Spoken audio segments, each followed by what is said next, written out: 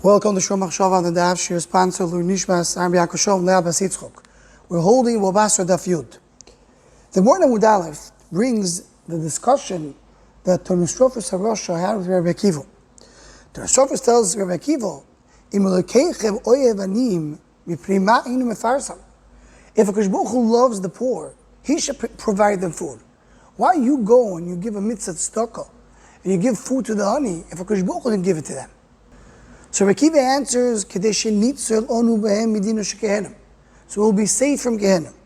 So told to the Tonostrophus, Adrabah, that's a tighten on you. Because Baruch Hu doesn't want the poor to have food, and you're giving him food, so you're going against the will of the king. A mashal to a king who put a slave in prison, and he told him nobody should come and give him any food.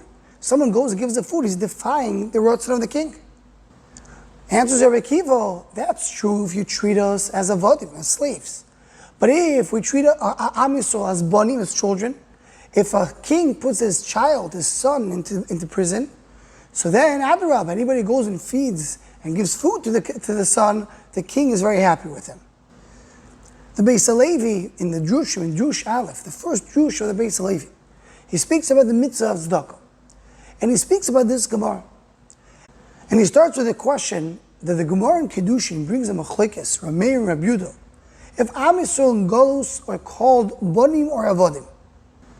Do we say bizman she'atem noagim minhag banim atem korim banim? Or even in time bizman she'ein atem noagim minhag banim atem korim banim? So says the Beis Halevi, the answer of Rabbi Akiva to Tonostrophus, that we are like the banim to HaKadosh Baruch Hu, that all works according to Rabbi Meir that says we're still considered to be banim. But what will Rabbi Yudah say? Rabbi Yudah holds that today in Golus we're not considered to be banim, considered to be avodim. Answers the Beis Halevi. If you look closely at the Gemara, you see that Rabbi Akiva gave two answers to Tonostrophus. The first answer was that the reason we feed anim is because they should not sell midina shel Gehenna. The second answer was that we are banim and the king wants us to feed the prisoner. So explains the Beis Halevi, what's the difference between the two answers? The first answer is that Rabbi Akiva is telling Tonostrophus, HaKadosh Baruch Hu does want to feed the anim. He loves the anim. He wants to feed them. But he wants to give us the schus to feed the honey on behalf of him. So when we're feeding the honey, we're doing what HaKadosh Baruch Hu wants from us. HaKadosh Baruch Hu wants to feed the honey, and we're providing the honey on behalf of HaKadosh Baruch Hu. For that answer, you don't have to come to the fact that we're called banim. It can be called avodim. But Ratzon Hashem is that this person should be fed. He's just looking for providers to be the ones that will do it. Only the second answer of Rabbi Akiva is saying that HaKadosh Baruch Hu really is putting the honey in prison, is punishing the honey, and we're doing a tova to the king as like a child of a king being in prison. Anybody who provides food for him will be rewarded. Explain to Beis Halevi, what's really the nafkamina between these two answers? According to the first answer, the honey needs to get food anyway. And if you won't give the food, HaKadosh Baruch Hu will give it to him. Somewhere, somehow, the honey will get food because HaKadosh Baruch Hu is planning, so to speak, to feed the honey. Just HaKadosh Baruch Hu is giving us the schus to be the one giving the food to the honey. The second answer says that really HaKadosh Baruch Hu does not want to feed the honey to a certain extent. He has to be punished. But anybody who anyway goes and feeds him, he's going to be rewarded. So what's the nafkamina between these two answers? Nafkamina is that it brings, that some of the poskim want to say, that by tzedakah, even if a person does the mitzvah shaloi lishmo, he's not doing it for the right reasons, he's still mekayim the mitzvah of tzedakah. He says this depends on the two answers.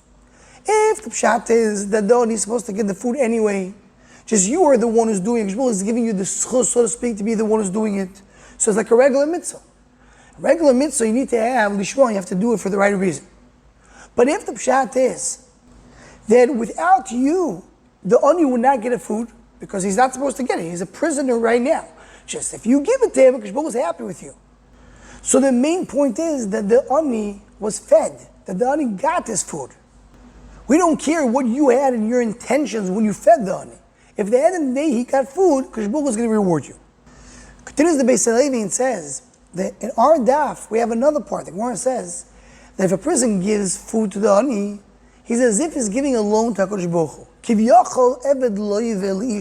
As if the borrower is considered to be a slave to the lender. Says the Beis Levi, that goes only with the first answer. The first answer that says that you anyway, the ani will get his food. Says you're doing a favor, so to speak, and feeding the ani on behalf of HaKadosh Baruch Hu. So he says that shot in the pasuk, L'cho Hashem tzedakah ulonu boishes aponim. If the tzedakah is on you, HaKadosh Baruch Hu, not on us, meaning you anyway will feed the ani, we're just doing it on your behalf. So then lonu boishes aponim, it's embarrassing if you're not doing it for the right reason, because then we don't get reward for it. But says the Beis Levi, maybe there's another reason why if a person does shaloi lishmo, it's still going to be mitzvah tzedakah. Explains that any mitzvah a person doesn't do it lishmo, doesn't do the right reason, so as if he's yesh batal, as if he didn't do anything.